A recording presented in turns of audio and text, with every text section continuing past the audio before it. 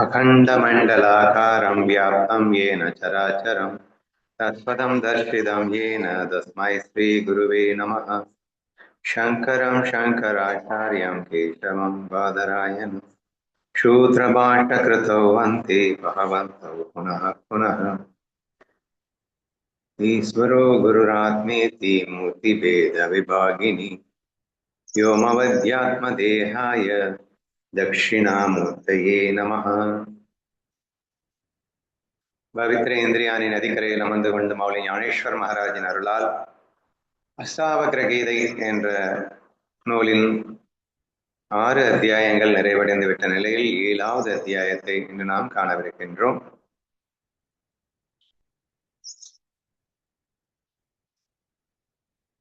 Sorry, 7 நம்ம நேரத்தை பார்த்தோம்னு நினைக்கிறேன். 8வது அத்தியாயத்தை இன்று நாம் காண வேண்டும். 8வது அத்தியாயத்துல அஷ்டாவக்ரர் பேச ஆரம்பிக்கின்றார். ஸோ ஃபர்ஸ்ட் அத்தியாயா அஷ்டாவக்ரர் கூறியிருந்தார், அதை ஜனகன் ரெஃப்ளெக்ட் பண்ணியிருந்தார். அதுக்கப்புறம் 3, 4, 5 அத்தியாயங்கள் ஜனகனால் தெரிவிக்கப்பட்டன. அதற்கப்புறம் 6 மற்றும் 7 அத்தியாயங்கள் மீண்டும்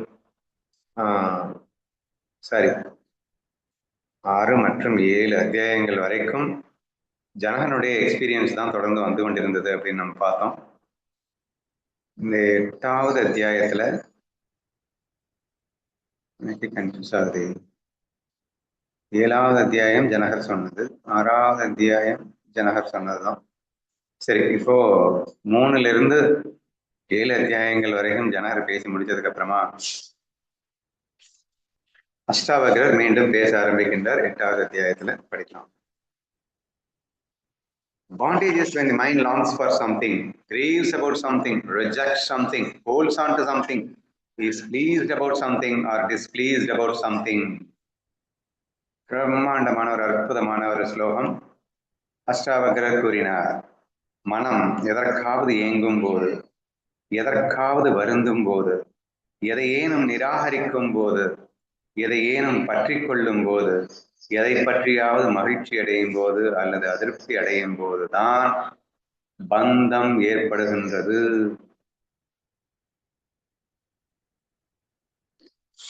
ஸோ பற்று இன்னைக்கு நான் கொஞ்சம் டிஃப்ரெண்டா கொடுத்துருக்கேன் என்னுடைய குட் மார்னிங் மெசேஜ்ல. பட் இன்னைக்கு இந்த இடத்துல வந்து கொஞ்சம் ஈஸி டு அண்டர்ஸ்டாண்டிங் மாதிரியே டைரக்டாவே கொடுத்துருக்காரு. இப்போ பாண்ட் அப்படின்னா என்ன, பாண்டேஜ் அப்படின்னா என்ன, பற்றுன்னா என்ன, இந்த மாயையில் சிக்குதல்னா என்ன அப்படிங்கிறதெல்லாம் நம்ம ஏற்கனவே டிஸ்கஸ் பண்ணினோம். ஸோ இங்க குறிப்பா என்ன சொல்றாரு அப்படின்னா மனம் அப்படின்னு தெளிவா சொல்லியாச்சு. சரியா? உன்னுடைய மனம், நான் ஒரு 5-6 பாயிண்ட்ஸ் சொல்றேன். இந்த 5-6 பாயிண்ட்ஸ்ல ஏதாவது ஒண்ணுல உன் மனம் இருந்தா கூட நீ இப்ப பாண்டுனா நீங்க சிம்பிளா அடிக்ஷன் கூட வச்சுக்கலாம். சரியா? ஸோ அடிக்ஷன்ல இருக்கீங்கன்னு நீங்க முடிவு பண்ணிக்கோங்க என்று அழகாக நமக்கு எக்ஸ்பிளைன் பண்ணி காட்டுறாரு. ஏன்னா இது வந்து ஒரு பெரிய யாட்ஸ்டிக்கா நம்ம வச்சுக்கலாம். நம்ம உண்மையில சச்சிதானந்தத்தை அனுபவிக்கிறோமா அல்லது அடிக்டிவ் சுகத்தை அனுபவிக்கிறோமா? ஏன்னா அடிக்ஷன் சுகம் இஸ் டோட்டலி அது நரகம், ஆக்சுவலா நம்ம சொர்க்கம்னு நினைச்சுப்போம் அப்படின்னு நம்ம சொல்லுவோம். பட் உண்மையான நமது சொரூப சுகம் மட்டும்தான் பெர்மனன்ட் பிளிஸ். அது எதனால் இப்போ ஒரு 10 பாயிண்ட், இப்போ 7-8 பாயிண்ட் சொல்ல போறேன்னு வச்சுக்கோங்களேன். இந்த 7-8 பாயிண்ட்டுக்குள்ள அந்த சொரூப சுகம் வராது. அது தன்னில் தான் நிறைந்ததாக இருக்கும், சுயம் பிரகாசமானதாக இருக்கும், தேயாது அழியாது நிரந்தரமாக நித்தியமாக இருக்கும். அப்படிங்கிற மாதிரி அதனுடைய குவாலிட்டி வந்து டோட்டலி டிஃப்ரெண்டா இருக்கும். சரியா? பட் இங்கே சொல்லப்பட்ட இந்த குவாலிட்டிஸ் எல்லாமே உலகிய சுகத்துல அடிமைப்பட்டவனுடைய சுபாவமாக இருக்கின்றது.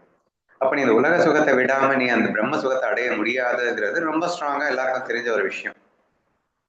சரி, உலக சுகத்தை நான் எப்படி விடுறதுன்னா, முதல்ல உலக சுகத்துல இருக்கியா இல்லையான்னு தெரியணும்ல. இன்னைக்கு நிறைய பேர் நம்ம எப்படி ஏமாத்திட்டு இருக்கோம்.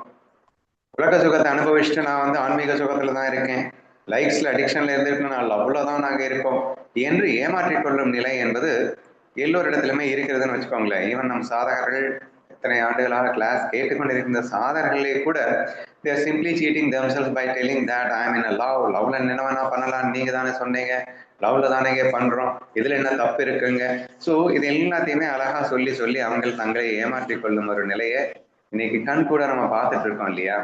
அப்ப அப்படி இருக்கும்போது இந்த அஷ்டாவகருக்கு தோணுது. ஒரு தெளிவா ஒரு கிளியர் கட் விஷன் அவங்களுக்கு கொடுத்துடலாம். அப்படி அவங்களுக்குள்ள அவங்க ஏமாத்தாம இருக்கணும்னா அவங்களுக்கு ஒரு சின்ன க்ளூ கொடுக்கணும் அப்படின்னு சொல்லிட்டு அந்த மாதிரி ஆட்களுக்காகவே சொல்லப்பட்ட ஒரு ஸ்லோகம் அப்படின்னு கூட நீங்க இதை எடுத்துக்கலாம் இல்லையா? சரி, இப்போ ஒவ்வொன்றா பார்க்கலாம். ஒரு 7-8 க்ளூ கொடுக்குறாரு. ஸோ ஒவ்வொரு க்ளூவாக நீங்க வந்து என்ஷூர் பண்ணிக்கணும். நீங்க எந்த ஸ்டேஜ்ல எந்த ஒரு நிலையில இந்த சுகத்தை அனுபவிக்கிறீங்க, சொரூப சுகமா அல்லது அடிமை சுகமா என்ற ஒரு விஷயத்தை நீங்கள் தெளிவாக உணரும் பொருட்டு இந்த ஸ்லோகம் அமையப்பட்டிருக்கின்றது. அதுல ஃபர்ஸ்ட் பாயிண்ட் என்னன்னா, மனம் எதற்காவது ஏங்கும் போது. ஏங்கும் போது அப்படின்னா என்ன சொல்லலாம்? ஐயோ அது இருந்தா நல்லா இருக்குமே, அது இல்லாம போயிடுச்சே. இந்த தமிழ் ஆங்கிலத்துல வந்து மிஸ்டு ஃபீல் அப்படின்னு சொல்லுவோம். சரியா? நீங்க இந்த காதலருக்குள்ள பேசுறத நீங்க கவனிச்சிருப்பீங்க. ஐ மிஸ் யூடா அப்படின்னு சொல்லிட்டுலாம் நீங்க பார்த்துருப்பீங்க. சரியா? What you mean by that? இந்த மிஸ்டு ஃபீல் அப்படின்னா என்ன அர்த்தம்? மிஸ்ஸிங் ஃபீல் அப்படின்னா என்ன அர்த்தம்? நீ இல்லாம எனக்கு ஒரே கவலையா இருக்கு, உன் நினைப்பாவே இருக்கு அப்படின்னு சொல்லுவாங்க. சதா சர்வகாலமும் உன் நினைப்பாகவே இருக்கிறது. அவன் இல்லையே, அவன் வரமாட்டானா அல்லது நான் அங்க போக மாட்டேனா, எப்ப நாங்க 2 பேரும் சேர்ந்து வாழ்றது. ஸோ இந்த மாதிரியான ஒரு ஃபீல் வந்து மிஸ்ஸிங் ஃபீல் அப்படின்னு சொல்லுவோம். அதை ஒரு எக்ஸாம்பிளா எடுத்துக்கலாம். ஏங்கும் போது அப்படின்னு சொல்லக்கூடிய ஒரு விஷயம். இன்னொன்னு என்ன எடுத்துக்கலாம் அப்படின்னா, உன்னிடம் ஒரு பொருள் இல்லை அப்படின்னு சொன்னா அந்த பொருளை அடைவதற்காக நம்ம ஏக்கம் கொள்வோம். இப்போ நீங்க வந்து வண்டி வெறும் பைசைக்கிள் வச்சிருக்கீங்க அப்படின்னா, நான் வண்டி வாங்க மாட்டேனா, கார் வாங்க மாட்டேனா, அந்த கார் மேலே ஏக்கம். ஸோ ஒரு பொருள் உன் கைவசம் வந்து அது விலகி போயிருந்தாலும் ஏக்கம் இருக்கும். அல்லது இதுவரைக்கும் உன் கைவசமே சேராம இருந்து அது எப்போது வந்து சேருமோ என்ற ஒரு நினைவு இருந்தாலும் அந்த ஏக்கம் அப்படிங்கிறது இருந்து கொண்டே இருக்கும். சரியா? So these are all the qualities. அந்த ஏக்கம் அப்படிங்கிறது நமக்கு இருக்கா அப்படின்னு சொல்லி நம்ம செக் பண்ணிக்கலாம் அப்படின்னு பாக்குறோம் இல்லையா? ஆக்சுவலா இது வந்து முழுமையான ஞானத்தில இருந்து இந்த செக் பாயிண்ட் நம்ம கொடுக்குறோம். பக்தி லட்சணங்களை பேசும்போது பாத்தீங்கன்னா, இந்த ஏக்கம் என்பது பகவானிடத்தில் பக்தனுக்கு இருக்கும். பகவான் ஒரே சிந்தனையில தான் இருப்பான். அவனுக்கு வந்து 24 மணி நேரம் இறைவனை எப்போது அடைவேன் என்ற ஏக்கம், என் குருவை எப்போது அடைவன். ஞானதேவர் வேற லெவல்ல எக்ஸ்பிளைன் பண்ணியிருப்பாரு. குரு விடத்தில் பக்தி அப்படிங்கிற இடத்துல அந்த குரு வந்து குரு இருக்கும் திசையே பார்த்து கொண்டிருப்பான், குருவையே நினைத்துக் கொண்டிருப்பான். ஒரு சதா சர்வகாலம் அவனையே நினைத்து ஏங்கிக் கொண்டிருப்பான். எப்போது நான் அவரிடம் போய் சேருவேன் என்று இடைவிடாமல் சிந்தித்துக் கொண்டிருப்பான். இந்த மாதிரி விஷயங்களை நம்ம பார்க்குறோம்ல. ஸோ அதுவும் ஏக்கம்தான். பட் அது வந்து ஒரு ஆன்மீக சாதனையில் ஒரு தேவையான ஏக்கம்னு வச்சுக்கலாம். பட் நம்ம அந்த மாதிரிலாம் யாரும் ஏங்குறது இல்லை. நம்ம 100% ஒரு உலக சுகத்திற்காக, விஷயத்துக்காக நம் மேலும் மேலும் அடிமைப்பட்டு நம் அகங்காரத்தை அழிப்பதற்காக, சாரி, அகப்பாதத்தை வளர்ப்பதற்காக தான் நாம் இயங்குகின்றோம். பட் அந்த மாதிரி நீ கண்ணனுக்காக ஏங்கின அப்படின்னு சொன்னா, அவன் குருவுக்காக ஏங்கினு சொன்னா, அவன் அகங்காரம் அழிந்து நீ முழுமையாக பிரம்மபாவத்தை அடையத்தான் போகின்றாய். So that is different. Just for example I am giving you இந்த ஏக்கம்னா என்னன்னு. சரியா? அப்போ இந்த ஏக்கம்ங்கிறது நிறைய பேர் இன்னும் சொல்லுவாங்க, உன் நினைவாக நான் வாழ்ந்து கொண்டிருப்பதே எனக்கு சுகமாக இருக்கிறது. உன் நினைத்துக் கொண்டு உன்னையே நினைத்துக் கொண்டு நான் ஏங்கிக் கொண்டிருப்பதே எனக்கு சுகமாக இருக்கிறது. இந்த டைலாக்ஸ் எல்லாம் வந்து நீங்க கேள்விப்பட்டிருப்பீங்க. இது எல்லாமே லௌகீகமான டைலாக்ஸ். சரியா? ஆன்மீகத்துல இதுக்கு இடம் இல்லை. பக்தியில எக்ஸப்ஷன் நான் சொல்லிட்டேன். நீங்க தேவையில்லாம பக்தியை போட்டு கன்ஃபியூஸ் பண்ணாதீங்க. பக்தியில குருவிடம் அந்த இறைவனிடம் ஏக்கம் இருக்கும்.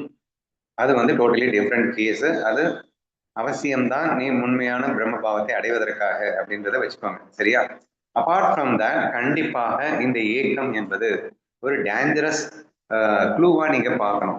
அப்போ மனசு எதையாவது ஏங்கிட்டு இருக்கு அப்படின்னு சொன்னா டெஃபினட்டா உன் மனசு அடிக்டிவை நோக்கி போயிட்டு இருக்கு, அடிக்ஷனை நோக்கி போயிட்டு இருக்கு அப்படிங்கிறத தெளிவா நம்ம வந்து ஃபீல் பண்றதுக்காக அற்புதமான அந்த ஒரு டிப்ஸை நமக்காக கொடுத்துருக்காரு. நீங்களும் செக் பண்ணிக்கோங்க. இப்போ உங்க லைஃப்ல எதுக்காகலாம் ஏங்கிட்டு இருக்கீங்க அப்படின்னு பார்த்துக்கோங்க. இது நபர்கள் மட்டுமல்ல.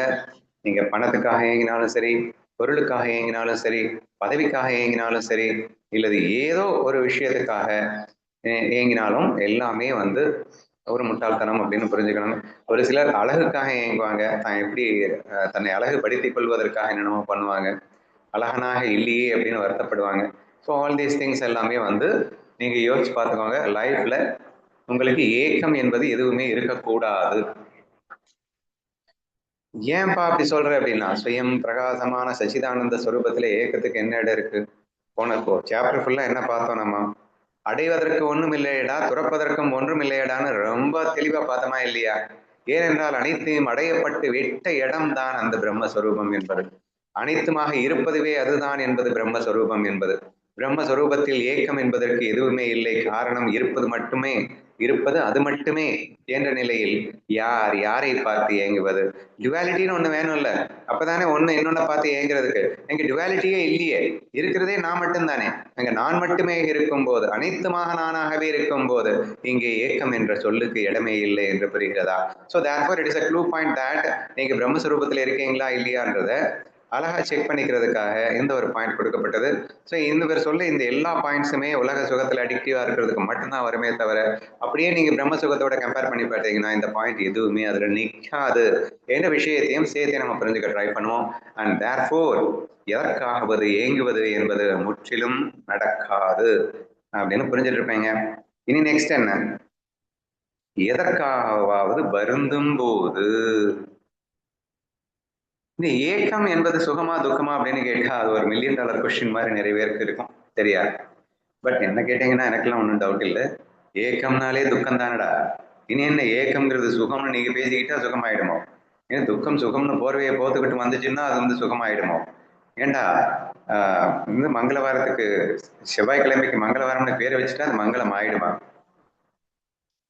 இல்ல ஒரு விஷத்தை சாப்பிட்டு விட்டு நீ அமிர்தம் சாப்பிட்டேன் என்று சொன்னால் அது அமிர்தமா மாறிடலாம். என்ன மண்ணாங்கட்டி பேசிட்டு இருக்க அப்படின்னு நம்ம கேட்க வேண்டியது இருக்கு இல்லையா? அந்த மாதிரி யூ மே சே தட் நான் ஏங்கும் போது ஆனந்தமாக இருக்கின்றேன் அப்படின்னு ஒருத்தன் சொல்லலாம். அந்த காதலின் மயக்கத்துல மோகத்துல என் காதலிக்காக நான் ஏங்கிறதே சுகம் அப்படின்னு எல்லாம் அவன் டைலாக் எடுத்துக்கலாமே தவிர உண்மையில் ஏக்கம் என்பது துக்கம் தான் என்பதை உணர வேண்டும், சரியா? இந்த ஃபீலை கூட நம்ம எடுத்து எக்ஸ்பிளைன் பண்ணி புரிய வைக்க வேண்டியதா இருக்குன்னு பார்த்துக்கோங்களேன். இப்ப ஜென்ரலா பொருளை வச்சுக்கோங்களேன். இப்போ ஒருத்தன் வந்து எங்கேயாவது ஒரு வீட்டுக்கு போறீங்க, நீங்க ஏதாவது ஒரு பொருளை பாக்குறீங்க, ஏதாவது 60 இன்ச் 70 இன்ச் டிவியை பார்த்துருவீங்க, இல்ல அழகான வீட்டை பார்ப்பீங்க, என்னத்தையோ ஒண்ணு பாக்குறீங்க. இந்த பொருட்கள்ல நம்ம வீட்டுல இல்லையே, நம்ம வீட்டுல இருந்தா நல்லா இருக்குமே, நம்ம இதை எப்படி வாங்குறது, நம்ம எப்போ வாங்குவோம் என்று அதன் மேல ஒரு ஆசை வந்து விட்டது, ஒரு ஏக்கம் வந்து விட்டதுன்னா அந்த பொருள் வர்ற வரைக்கும் அந்த ஏக்கம்ங்கிறது சுகமாவாடா இருக்கு? இல்லை, நீ பாட்டுக்கு நிம்மதியா ரிலாக்ஸா தான் இருந்த. ஆனா இந்த ஏக்கம்ங்கிற துக்கத்துக்குள்ள போனதுக்கு அப்புறம் அது துக்கம் தானே. ஏக்கம் வந்த மொமெண்டே துக்கம் தானே. இந்த ஏக்கம் எப்படி உனக்கு சுகத்தை கொடுக்கும்? ஸோ தேர்ஃபோர், ஏன்னா அடையப்பட்ட பிறகும் கூட அது துக்கத்தை கொடுக்கும்போது அது வேற விஷயம். அடையாம இருக்கும்போது ஏக்கம் அப்படிங்கிறது துக்கமாகத்தான் இருக்க முடியும் என்பதை உணர வேண்டும். இங்க நீங்க வந்து அந்த ஏக்கம்ங்கிற துக்கத்தை மட்டும் எடுத்துக்க வேணாம். இன் ஜெனரலா உங்க மனசு எதையாவது நினைச்சு வருத்தப்பட்டுச்சு அப்படின்னாலே டோட்டலி அவுட் தான்.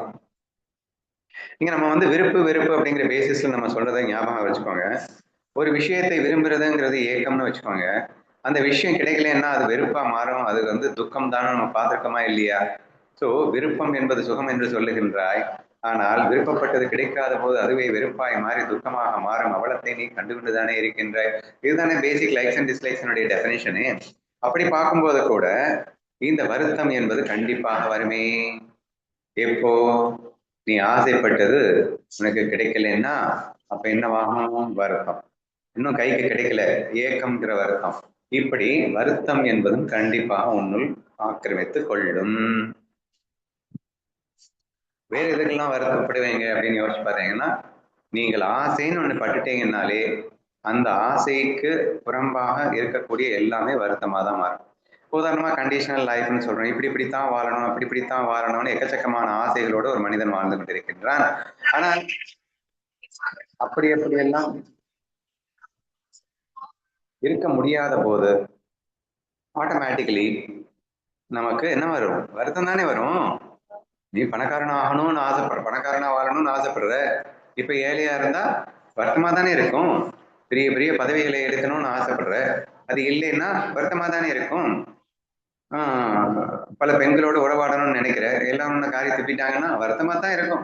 ஸோ தேர்ஃபோர் இங்கே ஆசைகள் தான் இந்த வருத்தத்திற்கு மூல காரணம் என்று புரிந்து கொள்ளுங்கள். நீ ஏக்கத்தை தவிர்த்து கொண்டால் மட்டும்தான், ஆசைகளை தவிர்த்து கொண்டால் மட்டும்தான் உன்னால் நிம்மதியாக வாழ முடியும் என்பதை புரிந்து கொள்ள முயற்சி செய்யுங்கள், சரியா? So therefore it's another best indication. இந்த ஏங்கிறது கூட நீங்க வந்து சுகம்னு சொல்லி ஏமாத்திக்கலாம். ஆனா கஷ்டப்படும் போது அவன் கஷ்டப்படலைன்னு சொல்ல முடியுமா? அதுவும் நடக்கும்னு நான் சொல்லியிருக்கேன் என்னுடைய எக்ஸாம்பிள்ல.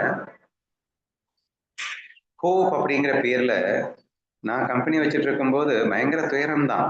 ஆனா நான் கோடிக்கணக்கில் சம்பாதிப்பேன்ல என்று அந்த ஃபியூச்சரை நினைத்து கொண்டு அந்த வருத்தத்தை கூட வருத்தம் இல்லைன்னு நினைச்சு லூசுத்தனமா வாழ்ந்த காலகட்டம் உண்டுங்க. அதனாலதான் அவர் தெளிவா ஒரு பாயிண்டா சொல்லிட்டு இருக்காரு. நீ வருத்தப்பட்டேனாலே அவுட்டு, இனிமே ஃபியூச்சர்ல நான் நல்லா ஆயிடுவேன்னு சொல்லி அதுக்கப்புறம் உன் மனசை தேர்த்திக்கிறது அப்படிங்கறத நீ வருத்தப்படலன்னு அர்த்தமாயிடுமா? வருத்தம் தானே. ஏன்னா இந்த தேர்ச்சி கொள்ளுதல் இருக்கு ரொம்ப சூப்பரா பண்ணும். நமக்குலாம் ஈகோங்கிறது ஹெவியா இருக்குல்ல, கொஞ்சம் கொஞ்சமா இருக்கு ஈகோ. அந்த ஈகோ என்ன பண்ணும்னா கஷ்டம் வந்த உடனே அந்த ஈகோ வேலை பார்க்க ஆரம்பிப்பாரு. டே இப்போ உனக்கு அது கிடைக்கலன்னா என்னடா, அடுத்து உனக்கு கிடைக்கும்டா, அப்ப நீ சந்தோஷமா வாழ முடியும்டா அப்படின்னு சொல்லிட்டு எதை நினைத்து நாம் வருத்தப்படுகின்றோமோ, ஏதோ ஒண்ணு இல்லைன்னு தானே வருத்தப்படுறோம். அது இல்லைங்கிறதே இருக்குன்னு ஆக்கும். இப்ப இல்லைங்கிறதுக்காக வருத்தப்படாத, இதை விட 100 மடங்கு நம்ம அச்சீவ் பண்ணுவோம்ல என்றெல்லாம் சொல்லி நம்மை ஏமாற்றி நம்மை வஞ்சித்து இந்த வருத்தத்தை கூட இல்லாமல் செய்துவிட்டு நம்மை ஏமாற்றிக் கொண்டிருக்கிறது நமது அசுர மனம் என்பதெல்லாம் உணர முயற்சி செய்யுங்கள். பட் என்ன யாட்சிக்க நீங்க பார்க்கணும், இந்த மொமெண்ட்ல இந்த ஒரு செகண்ட்ல நீ வருத்தப்பட்டுட்டேனாலே அவுட்னு ஃபீல் பண்ண. இனி ஃபியூச்சர்ல நீ நல்லா இருப்பேன்னு ஒரு தாட்டை கொண்டு ஒரு அகங்கார தாட்டை டெவலப் பண்ணி அதுக்கப்புறம் நீ சந்தோஷமா இருக்கிறது, இது எல்லாம் ஏமாத்து வேலையா தான் இருக்கும். ஸோ க்ளூ கொடுத்ததுக்கு அப்புறமும் கூட நம்ம இப்படி ஏமாத்திட்டு இருக்கோம்னு பார்த்துக்கோங்களேன். So therefore another important clue என்னன்னா, நீ துயரம் என்ற சுவடி இல்லாமல் வாழ்கின்றாயா என்று பார். துயரம் எங்கேயாவது எட்டி பார்த்து விட்டது என்றாலே நீ பிரம்ம சுகத்தில் இல்லை என்பதை உணர்ந்து விடு. நீ மெட்டீரியலிஸ்டிக் வேலை சிக்கிட்டு இருக்க என்பதை நீ உணர்ந்து விடு என்ற ஒரு விஷயத்தை அழகாக சுட்டி காட்டுகிறார் என்பதை உணர வேண்டும். இனி அடுத்து என்ன சொல்லுவோம், பிரம்ம சுகத்துல இதுக்கு இடம் இருக்கா அப்படின்னு கேட்டேன். எங்கெங்க இடம் இருக்கும்? சச்சிதானந்த சுரூபமாக சுயம் பிரகாசமாக சர்வ நேரமும் ஆனந்தமாக எந்த நேரமும் நிரந்தரமாக ஒளிர்ந்து கொண்டிருக்கும் அந்த ஆனந்த உணர்வு துக்கத்தில் படுமா? சத்திய உணர்வு அல்லவா, சச்சித் ஆனந்த உணர்வு அல்லவா, சத்தியம்னாலே இடைவிடா ஆனந்தம் அல்லவா, நொடியும் இந்த ஆனந்தத்திற்கு மங்குதல் என்பது இல்லை அல்லவா, கூடுதல் குறைவின்றி எப்போதும் சுயம் பிரகாசமாக சுடர்விட்டு ஒளிந்து கொண்டிருக்கும் ஆனந்தம் அல்லவா அந்த ஆனந்தம்.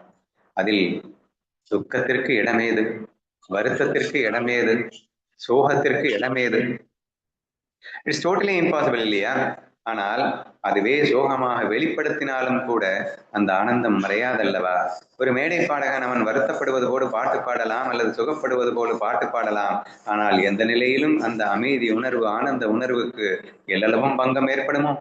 கண்டிப்பாக ஏற்பட முடியாதல்லவா? ஒரு நடிகன் நடிக்கின்றான், எத்தனை எமோஷனலாக நடித்துக் கொண்டிருந்தாலும் அத்தனை எமோஷனுக்கும் பின்னணியில் ஆனந்த உணர்வானது நொடியும் மங்காமல் இருக்கும் அல்லவா? சோ எந்த அளவிற்கு பிரம்ம சுரூபத்தில் இருக்கும் போது ஒரு நொடியும் இந்த வருத்தம் என்ற உணர்வுக்கு இடமில்லை என்பதை உணர்ந்து விட்டீர்கள். ஆதலால் நீங்கள் பிரம்ம உணர்வில் இருப்பது உண்மை எனில் நீங்கள் சச்சித் ஆனந்தமாகவே இருப்பீர்கள். தவறியும் ஒருவேளை உங்களுக்குள் ஒரு சிறு வருத்தம் எட்டி பார்க்குமேயானால் கண்டிப்பாக நீங்கள் பிரம்ம உணர்வில் இல்லை, நீங்கள் கீழிறங்கி உலகியல் உணர்விலே சிக்கொண்டு விட்டீர்கள் என்பதை உணர முயற்சி செய்யுங்கள். So this is the another important clue the Ashtavakra has given. Now we will go to the third clue. எதையேனும் நிராகரிக்கும் போது அப்படின்னு ஒரு அற்புதமான பாயிண்ட் சொல்லியிருக்காருங்க. நீங்க வேண்டாம் அப்படின்னு ஒரு வார்த்தை பிரம்ம சுரூபத்துல இருக்க முடியுமாங்க? எங்க எண்ணில் EC we are interconnected with everyone. நம்ம ஏற்கனவே சொல்லியிருக்கோம், என்னுடைய கல்பனையால் உருவானது இந்த உலகம், நானே உலகமாக இருக்கின்றேன், என்னை இந்த உலகத்திலிருந்து பிரிக்கவே முடியாது அப்படின்னா இந்த உலக பொருட்களிலிருந்து எதிலிருந்தும் என்னை பிரிக்க முடியாது, ஏனென்றால் அனைத்திலும் நானே இருக்கின்றேன், நானாகவே இருக்கின்றேன்னு சொன்னா இங்க என்ன எதுல இருந்து எப்படி பிரிக்கிறது? நிராகரித்தல்னா என்ன? இது எனக்கு வேண்டாம் அப்படின்னு நீங்க ஒதுக்குறீங்க. என்னத்தையாவது ஒதுக்க முடியும்னா உன்னையே நீ ஒதுக்க முடியுமா? நீயே தான் எல்லாமா இருக்க அப்படிங்கிறப்போ, அங்க டுவாலிட்டியே இல்லை அப்படிங்கிறப்போ நான் நிராகரிக்கவே முடியாது அப்படிங்கிறது புரியுதா? சோ இங்க ஒதுக்குதல் என்பது நடக்க முடியவே முடியாத காரியம். எதையுமே நம்மளால் நிராகரிக்க முடியாது அப்படிங்கிறத நீங்க புரிஞ்சுக்கணும், சரியா? உடனே உங்களுக்கு பெரிய டவுட் வந்துடும், எதையுமே நிராகரிக்க கூடாதா? ஆஹா, அப்படின்னா எல்லாத்தையுமே சேர்த்துக்கலாமா? எல்லாத்தையும் கூட கூட வச்சுக்கணுமா? வேண்டாம் வேண்டாம்னு சொல்லக்கூடாதா? அப்புறம் நான் கூட ஏதோ அது பேர் என்ன, துறவு துறவு அப்படிங்கிற ஒரு இதிகாசத்தை படிச்சேன்னா அதுல வந்து எல்லாத்தையுமே வந்து விட்டுடு விட்டுடுன்னு சொல்லுது. யாதனின் யாதனின் நீங்கியானோதல் அதனின் அதனின் இளன்னு சொல்லியிருந்தது. அப்ப எல்லாத்தையும் விடணும் போலன்னு நினைச்சிட்டு இருந்தேன். எதையுமே நிராகரிக்க வேணாமா? அது நல்லா தானே இருக்கு, எல்லாத்தையும் இறுக்கி பிடிச்சிக்கலாம்ல என்று உங்களுக்கு சொல்ல தோணலாம். இனி இப்படி பேசும்போது எதையும் நிராகரிக்க வேண்டாம் அப்படின்னு சொல்லும்போது உனக்கு பிடிச்சதை எல்லாம் நிராகரிக்க வேண்டாமான்னு மட்டும்தான் யோசிப்பேன். ஏன்டா எதையும் நிராகரிக்க வேண்டாம்னா அதுல என்ன சேரும்? ஏன்னாவது ஓங்கி வந்து அடிச்சான்னா அதை நிராகரிக்காதேன்னு வரும். உனக்கு தோல்வி வந்தா நிராகரிக்காதேன்னு வரும். உனக்கு நோய் வந்தா நிராகரிக்காதேன்னு வரும். உனக்கு எதெல்லாம் பிடிக்காதோ அதெல்லாம் வந்தா அதை நிராகரிக்காதே ஏற்றுக்கொள்னு வருமா இல்லையா? அதை லூசு பசங்க எவனும் யோசிக்கவே மாட்டான். எதையும் நிராகரிக்க வேணாம்னு சொல்லிட்டாருடா. See, when you are in a பிரம்ம ஸ்வரூபா, you are that. எல்லாமே நீயாகத்தான் இருப்ப அப்படிங்கிறப்போ இங்க நெகட்டிவ்ங்கிற வார்த்தைக்கு இடம் இல்லடா. அப்போ ஆட்டோமேட்டிக்கா நீயே அனைத்துமாக இருக்கின்ற இந்த சூழலில் இருக்கும்போது நிராகரிக்க அவசியம் இல்லை என்ற விஷயத்தை நாம் சொல்லிக் கொண்டிருக்கின்றோம். சரியா? ஆனால் விருப்பின் பால் கொண்டு எதையேனும் சேர்த்துக்கொள் என்று நாங்கள் சொல்லவில்லையே. ஏன்னா நினைப்பான்ல, அப்படி நினைச்சிடுவான்றதுனாலேயே அடுத்த ஒரு வார்த்தையை போட்டாரு பாருங்க, எதையேனும் பற்றி கொள்ளும் போது. நீ எதையும் நிராகரிக்க கூடாதுன்னு நான் சொல்லுகின்ற அதே வேலையில நீ எதையும் பற்றவும் கூடாது. என்னங்க உளர்றீங்க? எதையுமே நிராகரிக்க கூடாதுன்னு சொன்னா புரியுது. ஆமா, எல்லாத்தையும் வச்சுக்கலாம் போல. வேண்டான்னு சொல்லக்கூடாதுன்னு சொல்லியிருக்காரு. அப்ப எல்லாத்தையும் வேணும் வேணும்னு வச்சுக்குவா அப்படின்னு கேட்பேங்கல்ல. அதான் பின்னாடியே சொல்லிட்டாரு, என்னத்தையாவது வேணும்னு சொல்லிட்டாலே அவுட்டு, என்னத்தையாவது வேண்டான்னு சொன்னாலும் அவுட்டு, என்னத்தையாவது வேணும்னு சொன்னாலும் அவுட்டு என்று இந்த ஒரே விஷயம் தாங்க என்ன அழகா வந்து நம்ம மரமண்டைக்கு ஏற மாட்டேங்குதுன்னு மீண்டும் மீண்டும் சொல்லியிருக்கிறாருன்னு புரியுதா? சோ நிராகரிக்கவும் கூடாது, பற்றி கொள்ளவும் கூடாது. சேம் திங் தான். ஏங்கும் போது எதற்காவது ஏங்கும் போது அப்படின்னு சொன்னோம், அது வந்து பற்றுதல்ல வரும். வருந்தும் போதும்னு சொன்னோம், அது நிராகரித்தல்ல வரும். ஏன்னா அந்த ஒரு வார்த்தையில சொன்னா நமக்கு தான் ஏறாது. அதனால அதே டிஃப்ரெண்டா அழகா நமக்கு எக்ஸ்பிளைன் பண்றாங்க. ஸோ நிராகரித்தல் என்பது ஒன்று இருந்து விட்டால் கண்டிப்பாக நீ வந்து அவாய்ட் பண்ற. If you are avoiding summon அப்படின்னா ஆட்டோமேட்டிக்கலி நீ வந்து பிரம்ம சுகத்துல இல்லை அப்படின்னு எடுத்துக்கலாம். எக்ஸாம்பிள் என்ன சொல்லலாம் அப்படின்னு சொன்னா, உங்களுக்கு ஏதாவது அனுபவம் இருந்தா யோசிச்சு பாருங்க.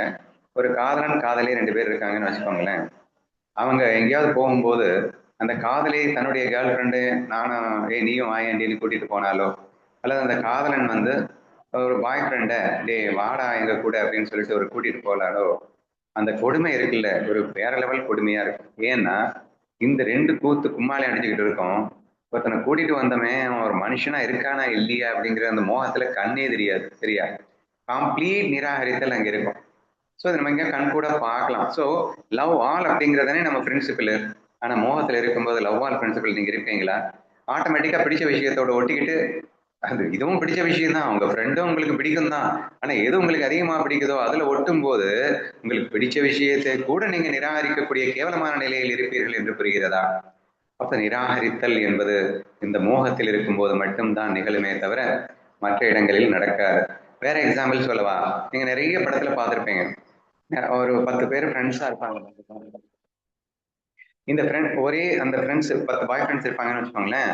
ஒருத்தன் ஒருத்தியை காதலிச்சிருவான். அதுக்கப்புறம் பார்த்தா இந்த 9 பேரை கண்டுக்கவே மாட்டான்.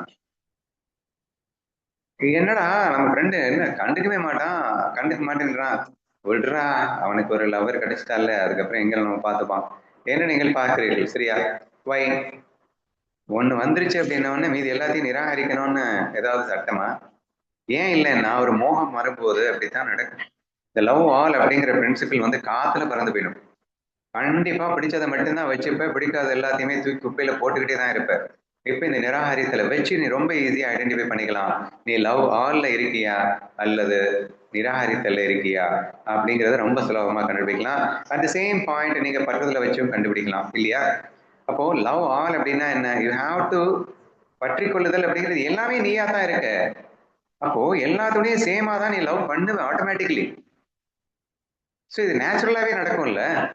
இந்த love all principle it's natural process for you. ஒரு குறிப்பிட்ட வஸ்துவை மட்டும் உன்னால பற்றி கொள்ள முடியாது, 1 2 மட்டும் பற்றி கொள்ள முடியாது.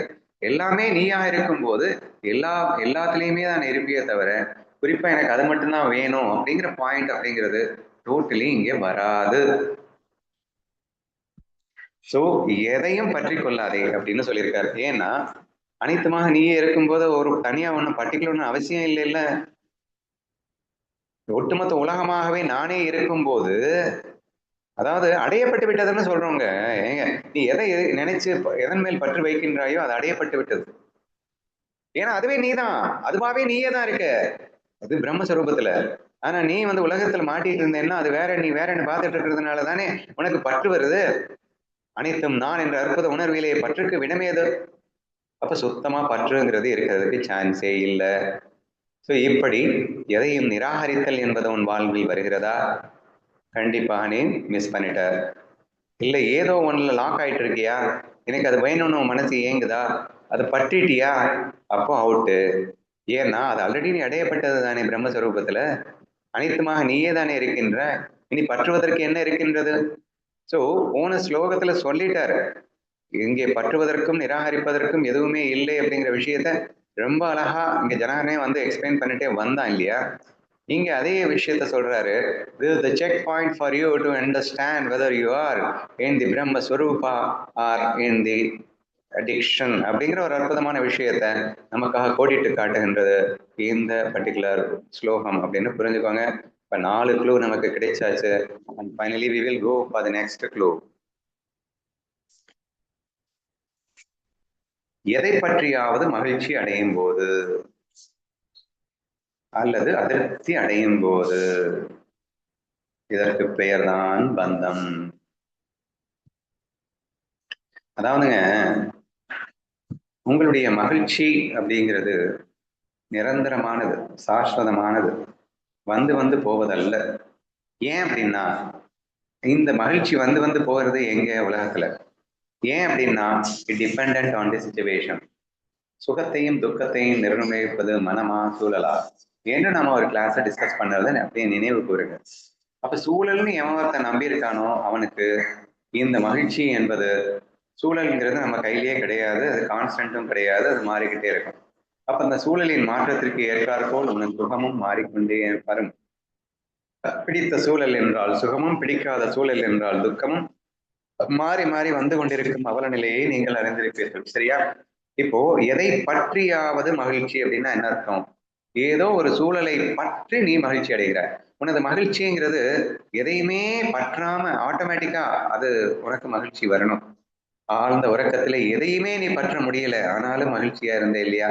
அந்த மாதிரி இருக்கணும் உனது மகிழ்ச்சி. ஏதோ ஒன்ன நம்பி ஏதோ ஒன்ன பிடிச்சுக்கிட்டு நீ மகிழ்ச்சி அடைஞ்சேன்னா அது உண்மையான மகிழ்ச்சி கிடையாது. அல்லது நம்ம அடிக்கடி சொல்லிட்டு இருக்கோம், மாயையிலே உனது மகிழ்ச்சி பிரதிபலிக்க வேண்டுமே தவிர மாயை உனக்கு சுகத்தை கொடுக்க முடியாது, சுகத்தை தராதுன்னு நம்ம ஆணித்தரமா அடிச்சடிச்சு பேசுறோம். ஆனாலும் உன் மனம் என்ன சொல்லுகின்றது? மாயையிலே சுகம் காண எத்தனிக்கின்றது, ஏதோ ஒரு பர்டிகுலர் சூழலிலேயே சுகம் காண எத்தனிக்கின்றது, ஏதோ ஒரு சூழலை பற்றி கொண்டு மகிழ்ச்சி அடைய துடிக்கின்றது. ஆனால் அது அவலம் அல்லவா, அது கேவலம் அல்லவா என்றெல்லாம் நீங்கள் புரிந்து கொள்ள முயற்சி செய்ய வேண்டும். So this is another yardstick. நீ சந்தோஷமா இருக்கேன்னா அந்த சந்தோஷம் எனக்கையாவது பிடிச்சிக்கிட்டு வந்ததா, அல்லது எதுவுமே இல்லாம தானாகவே அது சந்தோஷமா இருக்கிறதா அப்படின்னு நீங்க யோசிச்சு பார்த்தீங்கன்னா you can able to identify that I mean the right track or in the wrong track அப்படிங்கிறத ரொம்ப சுலபமா கண்டுபிடிக்கலாம். ஓகேவா? அதே மாதிரிதான் அடுத்த பாயிண்ட்டும், அதிருப்தி அடையும் போதுதான் அப்படின்னு சொல்லும் போது அகெயின் எதையோ ஒரு பற்று, ஏதாவது ஒரு சூழல் தானே உனக்கு அதிருப்தியை கொடுக்குது. சோ அதிருப்தி அப்படின்னாலும் அது ஒரு சூழலினால் தான் ஏற்படுகின்றது. அப்போ சூழலுக்கும் உனக்கும் சம்பந்தமே இல்லை, இல்லது அனைத்து சூழலாகவும் இருப்பது நீயே. உன் சச்சிதானந்த சொரூபமாக நீ இருந்து கொண்டேதான் நீ மகிழ்ச்சியையும் அதிருப்தியையும் வெளிப்படுத்த வேண்டுமே தவிர உன் சொரூபத்தை மறந்துவிட்டு உண்மையாலேயே நீ அதிருப்தியையும் மகிழ்ச்சியையும் வெளிப்படுத்த கூடாதல்லவா? சோ இப்படி நீங்கள் உணர்ந்த முயற்சி செய்ய வேண்டும் அப்படின்னு கேட்டுக்கிறேன். இப்படி ஒரு 6 க்ளூ நமக்காக கொடுத்திருக்காரு. சோ இதுல நீ இங்க இருக்கீங்களா அப்படிங்கறத என்ஷூர் பண்ணிக்கோங்க. உடனே நீங்க கேட்கலாம், ஏங்க வருஷ கணக்குல நீங்க சொன்னது தானேங்க விருப்பு வெறுப்பு இல்லாம இருன்னு சொல்லியிருக்கீங்க, அந்த உலக சுக துக்கம் அப்படிங்கிறது இல்லாம இருக்கணும் அப்படின்னு சொல்லியிருக்கீங்க, இதுல என்ன புதுசா சொல்லிட்டாருன்னு பெருசா வந்து நீங்க 1 மணி நேரமா வியாக்கியானம் பண்ணிட்டு இருக்கீங்க என்று கேட்கலாம். ஆனா நம்ம தெரிஞ்சிட்டோமா என்ன? இன்னும் மனம் ஏங்கிக் கொண்டுதானே இருக்கின்றது, எதற்காவது வருத்தப்பட்டு கொண்டுதானே இருக்கின்றது, இன்னும் சம்படி யாரையாவது நிராகரித்து கொண்டுதானே நீங்கள் இருக்கிறீர்கள், இன்னும் யாரையாவது மேல அடிக்ஷன் வந்து கொண்டுதானே இருக்கிறது, சூழலை நம்பித்தானே மகிழ்ச்சியையும் அதிருப்தியையும் அடைந்து கொண்டிருக்கிறீர்கள் என்ற ஒரு உண்மையை புரிந்து கொள்ளும் போது இதை நீங்க எத்தனை முறையானும் நாம் படித்துத்தான் ஆக வேண்டும், உணர்ந்துதான் ஆக வேண்டும். இதை நீங்க திரும்ப திரும்ப படிக்கும் போது பிரம்ம சுரூபத்து மேல உள்ள அந்த ஏக்கம் கூடணுங்க. இந்த 6 பாயிண்ட்டும் அதுல இல்லைன்னா அது எப்படிப்பட்ட சுகம்னு உணர வேண்டாமா? பிரம்ம சுரூப சுகம் அப்படின்னு சொன்னாலே என்ன இது, அது 60 வயசு 70 வயசுக்கு மேல மெதுவா வர்றோமே, இப்ப என்ன அவசரம் என்று கேட்கக்கூடிய நிலையெல்லாம் இருக்கின்றது. அது இந்த 6 கேவலமான இந்த விஷயத்துல இறுக்கி பிடிச்சுப்பீங்களாக்கும், அதுக்கு வாங்கன்னு சொன்னா மெதுவா வரணும், இப்ப என்ன அவசரம், எல்லாம் தெரியும் தான் எங்களுக்கு என்று நீங்கள் பேசிக்கொண்டிருக்கும் போது நாம் இப்படியெல்லாம் பேச வேண்டிய அவசியம் ஏற்படுகிறது. அஷ்டாவக்ரருக்கு இதையெல்லாம் சுட்டி காட்ட வேண்டிய அவசியம் ஏற்படுகிறது. என்ன ஒரு கேவலமான விஷயம்னா எல்லாருக்கும் எல்லாம் தெரியும் தான், தெரிஞ்சுக்கிட்டு விட மனசு இல்லை அப்படிங்கிறப்போ 4 வாட்டி சொல்லி காட்டினாதானே நமக்கெல்லாம் ஏறும். அதனால மீண்டும் மீண்டும் சத் சங்கம் என்ற பெயரிலே தெரிந்த விஷயத்தை நாம் மீண்டும் மீண்டும் படித்துக் கொள்கிறோம் என்று உங்கள் மனதை தேற்றிக் கொள்ளுங்கள். அடுத்த பாயிண்ட்டுக்கு போறேன்.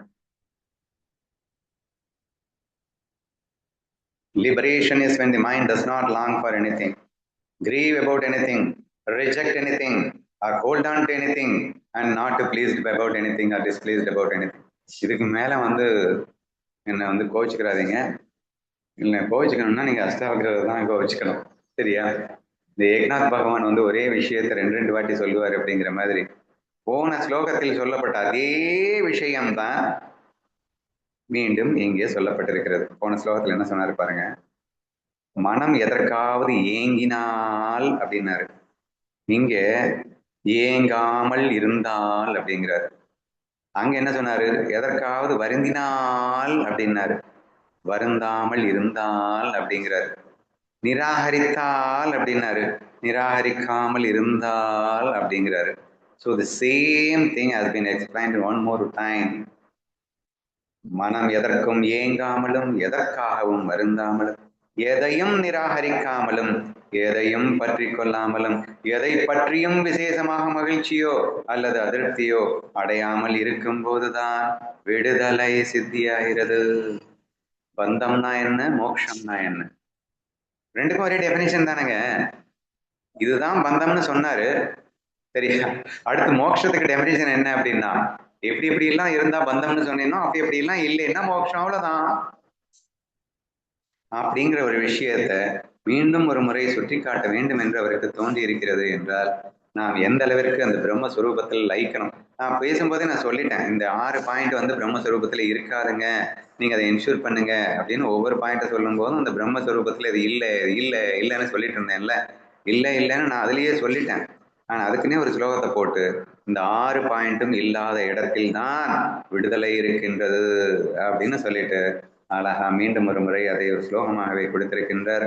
அதனால இன்னொரு வாட்டி படிச்சிடறேன், கோச்சுக்காம கேளுங்க. மனம் எதற்கும் ஏங்காமலும் எதற்கும் வருந்தாமலும் யாரையும் எதையும் நிராகரிக்காமலும் எவரிடமும் பற்றி ஏற்படுத்தாமலும் ஏதோ ஒரு காரணத்தினால் மகிழ்ச்சியோ அல்லது ஏதோ ஒரு காரணத்தினால் அதிருப்தியோ அடையாமல் நீங்கள் இருப்பீர்களே ஆனால் நீங்கள் முக்தர்கள் என்று அற்புதமாக நமது அஷ்டாவக்ரர் சொல்லி இருக்கின்றார். மீண்டும் வரு என்னமா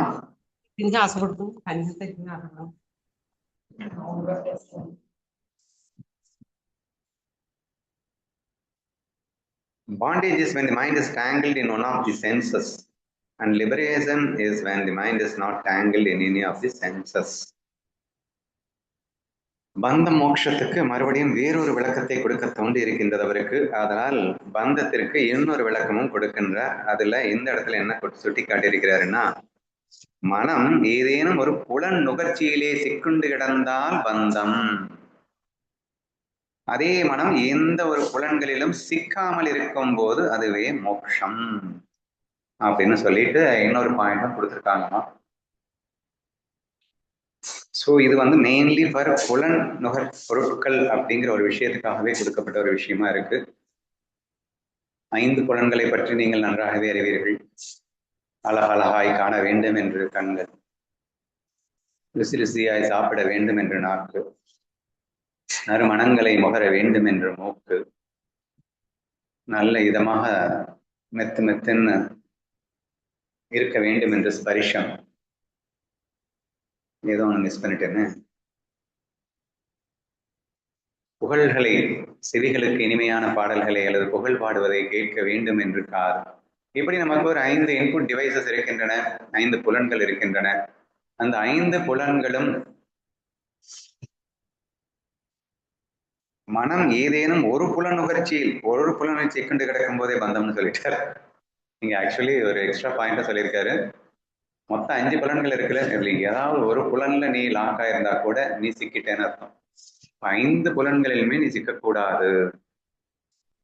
சிக்கக்கூடாதுன்னா அப்படின்னு கேட்டீங்கன்னா, அழகழகான விஷயங்களை பார்க்கே ஆகணும்னு நினைக்க கூடாது. ஒருவேளை அசிங்கமான விஷயத்தை பார்க்க நேரும் போது அதை பார்க்க மாட்டேன்னு அடம்பிடிக்கவும் கூடாது. ஸோ கண்கள் அது பாட்டுக்கு இருக்கணும்.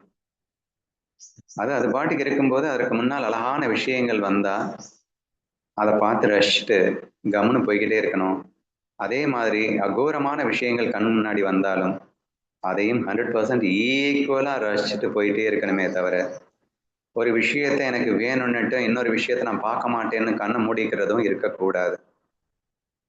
சிமிலர்லி நாக்குக்கு வரும்போது ஒரு சில சுவைகளை சுவைப்பேன் என்றும் ஒரு சில சுவைகளை மறுப்பேன் என்றும் இருக்கக்கூடாது. What ever comes let it be அப்படின்னு சொல்லிட்டு அதை நீ அத்தனையும் சமமாக ஏற்றுக்கொள்ளக்கூடியவனாக இருக்க வேண்டும், அல்லது எதையும் நிராகரிக்கக்கூடியவனாக இருக்கக்கூடாது. ஸோ எதையும் நிராகரிக்காதே, எதையும் ஏற்றுக்கொள்ளாதே. ஸோ இந்த பாயிண்ட் எல்லாமே சூப்பரா எல்லாத்துக்குமே பொருந்துங்க. இந்த ஏற்றுக்கொள்ளாதே நிராகரிக்காதேங்கிற பாயிண்ட் எனக்கு ரொம்ப ரொம்ப பிடிச்சிருக்கு. ஏன்னா to understand very easily, it is very super point. இல்ல ஏற்றுக்கொள்ளவும் கூடாது, நிராகரிக்கவும் கூடாது. என்னையா சொல்ற நீ? அப்ப நீ ஏற்றுக்கொள்ளவும் கூடாது, நிராகரிக்க கூடாதுன்னு புரியல. ஏத்துக்கோன்னு சொல்லு, நிராகரின்னு சொல்லு, எனக்கு புரியுது. ஏற்றுக்கொள்ளவும் கூடாது, நிராகரிக்கவும் கூடாதுன்னு எப்படியா புரிஞ்சுக்கிறது அப்படின்னு நமக்கு டவுட் வருது இல்ல. ஒட்டுமொத்த அஷ்டாங்கர கீதையிலையும் எவ்வளவு ஸ்ட்ராங்கா அதை இன்சிஸ்ட் பண்ணிருக்காருன்னு பாருங்களேன். பிரம்மஸ்வரூபத்தை இதை விட அழகா எப்படி எக்ஸ்பிளைன் பண்ண நம்ம முடியும்? ஏற்றுக்கொள்ளாமலும் நிராகரிக்காமலும் இருப்பது அப்படின்னு சொல்லிடுறேன். நேற்று ஒருத்தங்க கிட்ட எக்ஸ்பிளைன் பண்ணிட்டு இருக்கும்போது, ஏற்றுக்கொள்ளாமலும் நிராகரித்தாலும்னா என்னங்க அப்படின்னா, ஒரு பொண்ணு ஒரு பையனை பார்த்து பயங்கரமா ஏங்குறா, துடிக்கிறா, ஐ லவ் யூங்கிறா, கட்டி பிடிக்கிறா, கட்டி அணைக்கிறா, முத்தம் கொடுக்கிறா, என்னென்னமோ பண்றா. சரியா? இவன் அதை ஏற்றுக்கொள்ளாமல் இருக்க வேண்டும்னு அர்த்தம். என்னையா சொல்ற? இருப்பா. இப்படி அவன் அதை ஏற்றுக்கொள்ளாமல் இருந்திருப்பானே ஆனால் அடுத்து அவளே என்ன பண்ணுவான்னா காரி துப்புவா. நீ எல்லாம் அவன் மனுஷனான்னு கேட்பா. இது எல்லாத்தையும் பண்ணுவான். இப்படி பண்ணும்போது அவன் அதை நிராகரிக்கவும் மாட்டான். அப்போ ஏன் அதனை முடியுது அப்படின்னா, நிராகரிக்க மாட்டான் அப்படின்னு சொன்னா, இங்கே இதை ஏற்றுக்கொள்ளவில்லை, ஆதலால் அதை நிராகரிக்க வேண்டிய அவசியம் இல்லை. அவனை பொறுத்த வரைக்கும் இது மேட்டரே கிடையாது. அவன் சொரூப சுகத்தில் திளைத்துக் கொண்டிருக்கும் போது இந்த பெண் கொடுத்த சுகம் அங்கே சுகமே கிடையாது. சொரூப சுகத்தில் திளைத்துக் கொண்டிருக்கும் போது இந்த பெண் கொடுக்கின்ற துக்கம் துக்கமே கிடையாது. இங்கே வெளியிலே நடக்கின்ற எதுவும் சுகமும் துக்கத்தையும் கொடுக்க முடியாத போது, தன்னில் தான் நிறைந்திருக்கின்ற போது ஏற்றுக்கொள்ளுவதல் என்பதும் நிராகரித்தல் என்பதும் எப்படி இருக்கின்றது என்று புரிகிறதா? ஸோ உன் வாழ்க்கையில என்ன வேணா நடக்கலாம், பட் அதுல எந்த விதமான ஏற்றுக்கொள்ளுதல் நிராகரித்தல் இல்லாத போது you are in your swarupa என்று புரிகிறதா? ஸோ என்ன வேணா நடக்கட்டுங்க, let whatever happens in your life, you are be unaffected. எப்போ இருக்க முடியும் ஏற்றுக்கொள்ளாலும் நீங்க ஒரு மனுஷனுக்கு சுகதுக்கங்கிறது எங்கிருந்து வருதுன்னு நினைக்கிறீங்க? ஏற்றுக்கொள்ளுதல் நிராகரித்தல் தான் வருது. வேற எங்கிருந்து வரும்னு நினைக்கிறீங்க? ஏற்றுக்கொள்ளுதல்ங்கிறது விருப்பு, நிராகரித்தல்ங்கிறது வெறுப்பு. அப்ப இந்த ரெண்டு இருக்கிற வரைக்கும் நமக்கு சோகம்தான். சுகம் மாதிரி தெரியும், பின்னாடி துக்கமா மாறும். ஏற்றுக்கொள்ளுதல் என்பது சுகம் போல் உனக்கு தோன்றி பின்னாடி துக்கத்தை கொடுக்க போகிறது. கண்டிப்பா ஒரு கட்டத்துல அது டிஸ்லைக்ஸா மாறி நிராகரித்தல் வரும்போது நீ அழுது கொண்டு புலம்பிக் கொண்டுதான் இருக்க போற. Every day we are seeing in the life everywhere, but I don't know ஏன்னு தெரியல. People are not ready to realize this. விருப்பு வெறுப்பினால் தான் சுகதுக்கங்கள் ஏற்படுகின்றன என்பதை வெட்ட வெளிச்சமாக தெரிந்த பின்பும் கூட சுரூப சுகத்தில் திளைக்க வேண்டும் என்று எண்ணாமல் அந்த விருப்பு வெறுப்பு சுகத்தையே அனுபவிக்க திளைக்கின்றார்கள் என்றால் தெரியல. ஸோ அதனாலதான் இந்த மாதிரி மகான்கள் மீண்டும் மீண்டும் இதை வலியுறுத்தி கொண்டிருக்கிறார்களோ என்னவோ நமக்கும் புரியல. ஸோ நீங்க புரிஞ்சுக்கோங்க, இங்க புலன்கள் அப்படிங்கிறத எதையுமே ஏற்றுக்கொள்ளவும் கூடாது, எதையுமே நிராகரிக்க கூடாது. அப்படின்னா நீங்க புலன் இன்பத்துல இல்லைன்னு அர்த்தம். நீங்க சொரூப சுகத்துல இருக்கும்போது மட்டும்தான் உங்களால இந்த புலன்களுக்கு வருகின்ற, அதாவது என்ன ஒரு பயங்கரமான ஆசையோடு ஒரு நீ அனுபவிக்க பிடிச்ச விஷயம் உனக்கு வரும்போதும் அதை நீ ஏத்துக்காம இருக்கணும்னா உன் சொரூபத்துல இருக்கணும்டா. ஆல்ரெடி நீ ஃபுல்ஃபில்டா இருந்து பொங்கி வெளியும் உனது அன்பையும் ஆனந்தத்தையும் கண்ட பிறகு வேற ஏதாவது உனக்கு அதை வந்து நிறைக்க முடியுமா? ஒரு குடத்துல தண்ணி முழுசா ரொம்ப வழிந்து கொண்டிருக்கும் போது அதுக்கு மேல வந்து என்னத்தையாவது அதை நிரப்ப முடியுமா? ஏற்றுக்கொள்ளுதல்ங்கிறது வாய்ப்பே இல்லடா. ஏன்னா நான் ஃபுல்ஃபில்டா இருக்கேன்டா. நீ என்னத்தை அதுக்கு மேல வந்து கொட்டினாலும் அது கீழே தானே போக போகுது. ஸோ ஏற்றுக்கொள்ளுதல் என்பது நடவாது என்று புரிகிறதா? So when you are completely fulfilled in yourself, then what is the necessity of outside something? ஏதோ ஒண்ணு வந்து என்னை நிறைக்க போகுதா என்ன? எதுவும் என்னை நிறைக்க முடியாது என்பதை தயவு செய்து உணர முயற்சி செய்யுங்கள். So this is the major yardstick you can apply it in your life and find out who you are. அப்படிங்கிறத புரிஞ்சுக்கோங்க. இந்த ஸ்லோகம் பொறுத்த வரைக்கும் எந்த ஒரு புலனுக்கும் நீ அடிமை ஆயிட்ட அப்படின்னு சொன்னா, ஒரு பர்டிகுலர் விஷயம் இது இருந்தாதான் எனக்கு சுகம், இது இல்லைன்னா எனக்கு இல்லை அப்படின்னு நீ நிராகரிக்கிறதோ ஏற்றுக்கொள்ளுதலோ வந்துருச்சு அப்படின்னு சொன்னா கண்டிப்பா நீ அவுட்டு. சரியா? ஸோ அந்த மாதிரி இல்லாம எந்த மனம் ஒரு புலன்களிலும் சிக்காமல், எந்த ஒரு புலன்களிலும் சிக்காமல் இருக்கின்றதோ அதற்கு பெயரே விடுதலை ஆகிறது. ஒரு புலன்ல சிக்கினாலும் பந்தம், ஆனால் எந்த புலன்லையும் சிக்காம தெளிவா இருந்தேன்னா நீ மோட்சம் என்று எடுத்துக்கொள்ளுன்னு இன்னொரு பாயிண்ட்ல இதை சொல்லியிருக்காரு. அண்ட் ஃபைனலா இன்னொரு ஸ்லோகம். Where there is no me, that is liberation, and when there is me, there is bondage. Considering this earnestly, do not hold on and do not reject. ஏற்றுக்கொள்ளாதே, நிராகரிக்காதே. என்ன அழகான இந்த விஷயம். நான் என்ற அகந்தை இல்லாத நிலையே விடுதலை, நான் என்ற எண்ணம் இருக்கும் நிலையே பந்தம். இந்த மோட்சம் விடுதலைக்கு இன்னொரு டெபினேஷன் கொடுத்துட்டு இதை ஆழமாக சிந்தித்து பார்த்து எதையும் பற்றி கொள்ளவும் செய்யாதே, எதையும் நிராகரிக்கவும் செய்யாதே. என்ன அழகா மறுபடியும் அந்த பாயிண்ட கொடுத்துருக்காங்க பாருங்களேன். சோ இந்த இந்த எதையும் ஏற்றுக்கொள்ளாத நிலை, எதையும் நிராகரிக்காத நிலை என்ற அந்த அற்புத நிலையை நீ அடைவதற்கு இன்னொரு டிப்ஸும் நான் கொடுக்குறேன். பந்த மோட்சம்ங்கிற இன்னொரு டிப்ஸும் கொடுக்குறேன். நான் என்ற நிலை இருந்ததுன்னா அது பந்தம், அது இல்லைன்னா மோட்சம். ஸோ இந்த அகந்தையை பற்றின ஒரு எக்ஸ்ட்ரா எக்ஸ்பிளனேஷன் கொடுக்கப்பட்டிருக்கிறது. ஏன்னா ஆசை ஆசை ஆசை ஆசை எல்லாம் மூலம் எங்க அகங்காரம் தானே. ஸோ ஆசைக்கு மூலமான அகங்காரம் அப்படிங்கிறது பந்தத்தை கொடுக்கிறது. அகங்காரம் அற்ற நிலை என்பது விடுதலையை கொடுக்கின்றது. நானிலிருந்து தான் எனது என்று வருகிறது. எனக்கு அது வேண்டும், இது வேண்டும், அது வேண்டும், இது வேண்டும், எல்லா ஆசைகளுமே இந்த நானிலிருந்து தான் வருகிறது. இங்க நான் சொல்லிக்கிறதுக்கு ஏதாவது இருக்கா? ஒட்டுமொத்த உலகமாக நான் இருக்கும்போது ஒரு குறிப்பிட்ட இடத்தை பற்றி கொண்டு நான் என்று சொல்லத்தான் முடியுமா? பட் அப்படி சொல்லிட்டு இருக்கியே, அதனாலதானே. ஏன் சொல்றேன்னா அந்த உலகத்தை உண்மையான நம்பினா சொல்ல முடியும். உலகத்தை உண்மையான நம்பும் போது இந்த உடம்பும் மனசையும் உண்மையான நம்புவ. அப்ப அதுக்கு பேர் அகங்காரம்னு பேர் அழுது. அப்போ ஆட்டோமேட்டிக்கா உனக்கு விருப்ப வரத்தானே செய்யும். நீங்க இந்த ஆசை இல்லாம ஏங்க வாழ முடியல அப்படின்னு கேட்டா, உலகத்தை உண்மையான நம்பிட்டு இருக்கிற வரைக்கும் எப்படி அவனால ஆசை இல்லாம இருக்க முடியும்? First try to believe that the Maya knowledge is how essential it is என்றதை புரிஞ்சுப்பாங்க. உலகமாக இருப்பதுவே நான் நீ உணராத வரைக்கும், இந்த உலகம் வெறும் மாயை என்று உணராத வரைக்கும் எப்படிங்க ஒன்னஸ் ஃபீல்ல நீங்க பியூர் டுவாலிட்டின்னு வந்ததுக்கு அப்புறம், டுவாலிட்டியை உண்மையான நம்பினதுக்கு அப்புறம் அப்புறம் எப்படி ஆசை இல்லாம இருக்க முடியும்? நீ வேற நான் வேற என்று இருந்து விட்டால் கண்டிப்பாக டுவாலிட்டி இருக்கும் போது உயர்வு தாழ்வு வரும், உயர்வு தாழ்வு இருந்தால் விருப்பு வெறுப்பு வரும். இது தவிர்க்கவே முடியாதல்லவா? அப்ப இந்த விருப்பு வெறுப்பு போகணும்னா, அப்படின்னா ஏற்றுக்கொள்ளுதல் நிராகரித்தல் போகணும்னா இந்த நான் என்ற அகங்காரம் என்பது இல்லவே இல்லைன்னு புரியணும். இது வெறும் மாயான்னு புரியணும். மாயைக்காக வந்ததுதான் இந்த நான் அப்படிங்கிறத நீங்க தெளிவா புரிஞ்சுக்கிட்டீங்க அப்படின்னு சொன்னா கண்டிப்பாக நீங்க இந்த நிலையிலிருந்து விடுபடலாம். இந்த அகங்காரம் அற்ற நிலைதான் உண்மையான விடுதலை நிலை. அகங்காரத்தோடு இருக்கின்ற நிலைதான் அது பந்தம் மற்றும் மோட்ச நிலை என்று நாம் தெளிவாக புரிந்து கொள்ள முயற்சிக்கும் போது எதையும் பற்றி கொள்ளாமல், எதையும் நிராகரிக்காமல் நம்மால் வாழ முடியும் அப்படின்னு நான் நினைக்கிறேன். அண்ட் இது விஷயமா இன்னும் குட் மார்னிங் மெசேஜ் மட்டும் வேணா படிச்சுட்டுமா?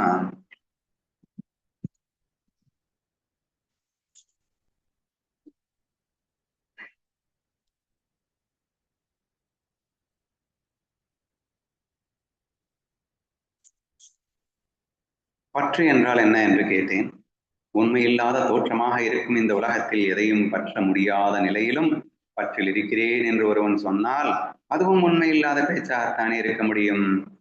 உண்மை இவ்வாறு இருக்க பொய் உலகத்தை உண்மை என்று நம்பும் போது பொய் பற்றும் உண்மையாகி விடுகிறது. அதனால் ஏற்படும் துன்பங்களும் உண்மையாகி விடுகின்றன.